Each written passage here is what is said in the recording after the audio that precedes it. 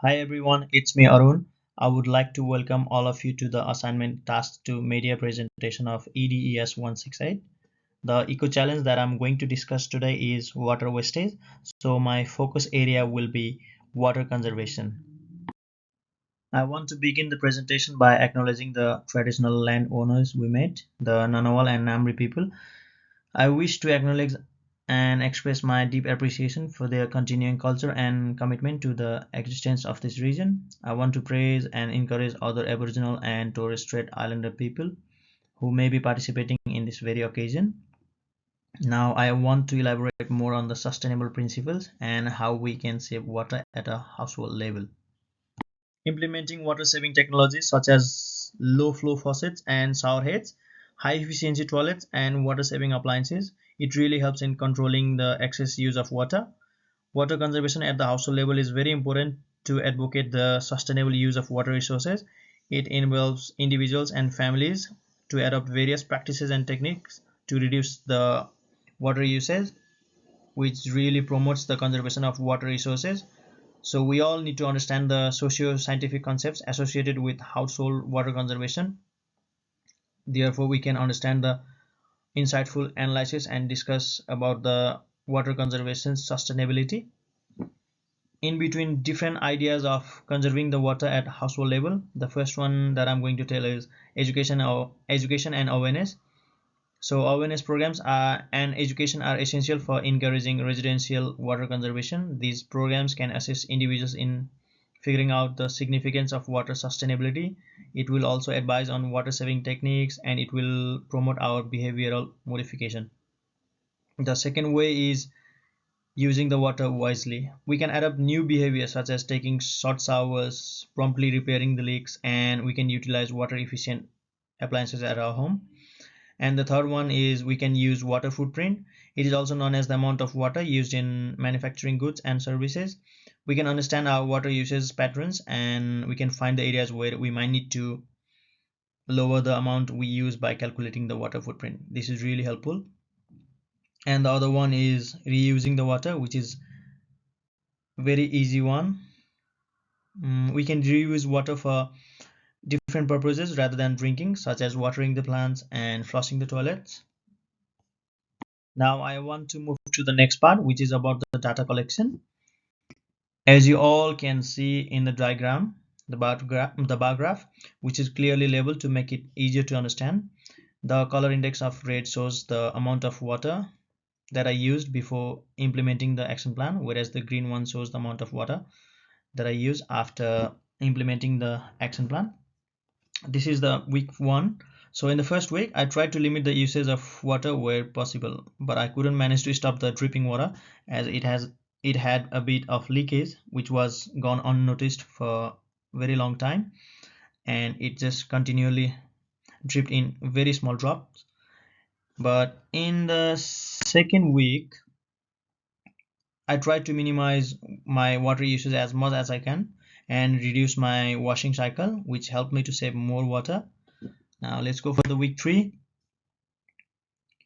In week 3, I observed much more progress in saving water usage than in previous weeks as I fixed the leakage, which helped me to save around 9.5 liters of water a week. Likewise, I again reduced the washing to last week, which helped me to save around 130 liters of water. Now let's talk about week 4, where I can compare my water usage before implementing the action plan and after implementing it. I think I was spending more water on washing as my washing machine uses 65 liters of water in a single wash as per my water rating decal. According to my data, I saved 556.5 liters of water weekly with the help of the action plan, and with this I can save around 28,938 liters of water in an annual projection. Had to face several challenges during the implementation of the plan, but I think changing my and my family's regular water using habits and routine was one of my most significant challenges. It was very difficult to stop taking long showers and leaving the faucet running while I brushed my teeth. Convincing my family to adopt water saving practices was an additional area for development as they needed to be more consistently on board with the changes that I was about to implement. To overcome these obstacles, I had to be really patient, and I tried to remember to turn off the faucet while brushing my teeth, and I tried to shorten the length of my showers. I also spoke with my family members about the benefits of water conservation and the potential environmental impact of our small actions. Eventually, they realized the importance of reducing our household's water consumption and implemented some of my suggestions, which was a really good help. And identifying where I use the most water and finding ways to reduce usage in those areas was a further challenge. For example, I had to reduce my usage of water washing machine with fewer loads. I also switched to a single faucet flush rather than using dual faucets all the time, and encourage other family members to do the same to reduce my water consumption.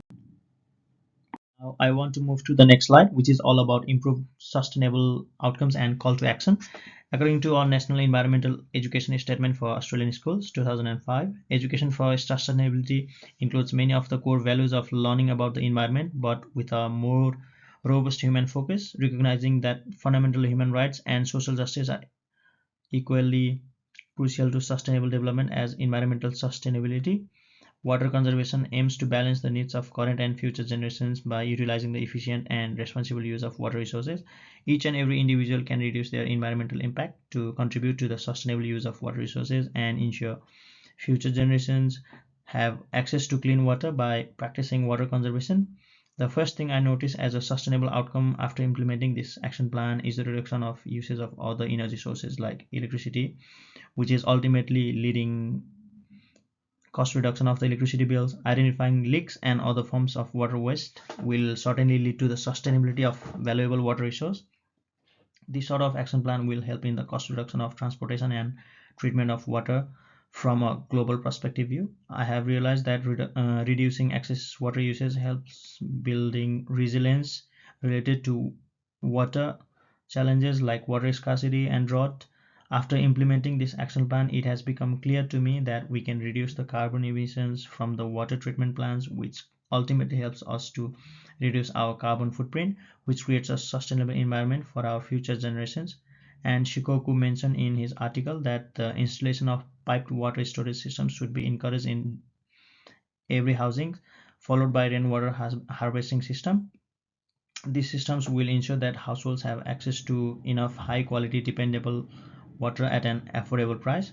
And Hawke mentioned that certain developed nations, including the America, Australia and Singapore, implemented water efficiency labeling schemes around the middle of the 21st century to enable consumers to make informed decisions about the water appliances they are purchasing. These labels specify the fixtures, water consumptions, or flow rates and highlight their efficiency levels with the check marks or the stars. Governments can also implement regulations and standards to ensure the water efficient design of buildings and appliances. Implementing these innovative strategies at various levels can surely promote sustainable water use and safeguard water resources for future generations.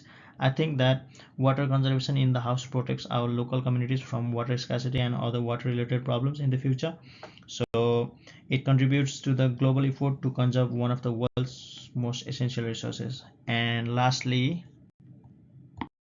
here are my references. Thank you so much for watching. Have a good day.